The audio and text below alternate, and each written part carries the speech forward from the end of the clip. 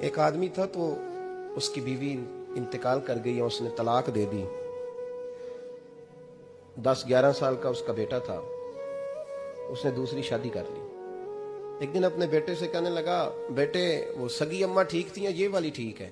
تو بیٹا کہنے لگا, ابا جی یہ ٹھیک ہے. وہ سگی امی جھوٹ بڑے بولتی تھی, سگی امی جھوٹ بڑے بولتی تھی, جھوٹی تھی, یہ سچی ہے. اس نے کہا, بیوقوف تیری ماں جھوٹی تھی. اس نے کہا, ابا بڑی. کہا کس طرح؟ کہنے لگا, ابا جی میں نا کبھی, آپ کو پتا میں شرارتی ہوں, کبھی میں شرارت کرتا تھا نا, کوئی برتن توڑ دیتا تھا تو میری سگی اماں مجھے تھپڑ مار کے باہر نکالتی تھی. کہتی تھی میں تالا لگاؤں گی باورچی خانے کو, تجھے ساری رات روٹی نہیں دینی, تو آج بھوکا ہی رہے گا. بالکل نہیں دینا, ساری رات نہیں دینا. بڑے دعوے کرتی تھی, قسمیں اٹھاتی تھی, پر بڑی جھوٹی تھی. آدھا گھنٹہ بھی نہیں گزرتا تھا تو گلیوں میں مجھے ڈھونڈنے لگ جاتی تھی, اور لا کے نا تو غلطی میری ہوتی تھی, رونا میری اماں شروع کر دیتی تھی. اوے مینو نہ ستایا کر وے پترا. پھر میری مرضی کا کھانا مجھے پکا کے دیتی تھی, میری مرضی کا. اور پھر میری اماں مجھے تحفہ بھی دیتی تھی. ابا جی وہ جھوٹی تھی, پہلے کہہ رہی تھی ساری رات نہیں دینا, اب آدھا گھنٹہ. یہ بڑی سچی ہے جو آپ بھائی ہے. میں شرارت کرتا ہوں تو تھپڑ مار کے نکال دیتی ہے, کہتی ہے روٹی نہیں دینی. پھر میں ساری رات رو کے گزارتا ہوں پر نہیں دیتی. یہ سچی ہے, وہ جھوٹی تھی. تو ماں کے درد کو کیا سمجھے. بچے تو کہتے ہیں اماں نے ہمیں قید کر دیا, اماں کہتی ہے میری مرضی سے کھاؤ. اور تجھے نہیں پتا اس نے قید نہیں کیا, وہ تم سے پیار بڑا سچا کرتی ہے, اور بڑا سچا پیار کرتی ہے تیرے ساتھ, بڑا سچا. کہ میرے جیسے پیر کے ہاتھ میں 5000 روپیہ نذرانہ دو نا, پیر صاحب دعا کرنا, تو پیر صاحب نے دعا پکی یاد کی ہوئی ہے سب کے لیے, رٹی رٹائی, اللہ خیر کرے, اللہ بھلا کرے, اور سب کے لیے رٹا لگایا ہوا ہے. اور اماں کو بیٹا ویسے ہی کہہ جائے, ویسے ہی, اماں میں انٹرویو دینے جا رہا ہوں, ذرا دعا کرنا. وہ بیبیاں منگا کے دعائے تنجینہ پڑھانا شروع کر دیتی ہے, اور ساری رات مسلح پہ بیٹھی. اس درد کو سمجھنا.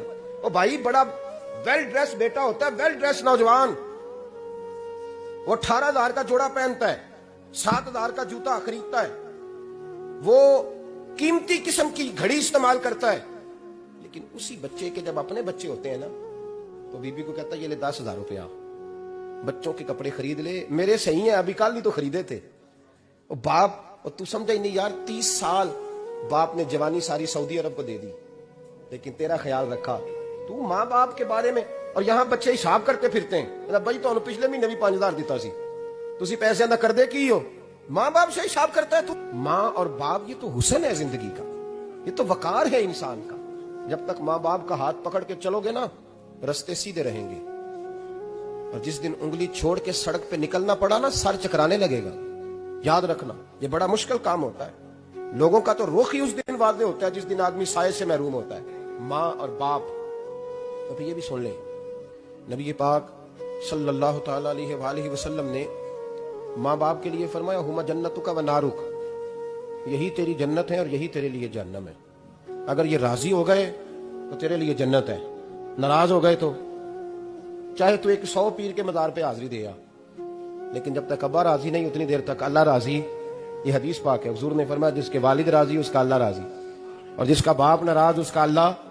ہاں بے شک, اب یہ حدیث ہے نا, تو سارے ولی ایک طرف بیٹھ جائیں, کہیں یا اللہ بخش دے مرید کو, لیکن اگر ابا کہے یا اللہ نہ معاف کرنا, تو اللہ ان اولیاء کی نہیں مانتا, والد کی مانتا ہے. اس لیے بلے شاہ آسمانی اڈدیاں پڑھنا ہے, جیڑا گھر بیٹھا انہوں پڑھیا ہی نہیں. بھائی یاد رکھو, ماں باپ سے پیار کرو, ان کی خدمت کرو, ان کے پاس بیٹھا کرو, اور ماں باپ کو ٹائم دیں, وقت دیں, چند گھڑیاں ان کے پاس بیٹھیں. اب یقین کریں ابا جیسے آپ مشورہ کر لیں, صرف مشورہ, مرضی بے شک اپنی کریں, لیکن اس مشورے میں آپ کو اتنا سایہ ملے گا کہ زندگی میں کبھی ناکامی نہیں ہوگی. اور پھٹے پہ جو نلائق ہماری طرح کا بیٹھا ہے اس سے مشورہ لیں.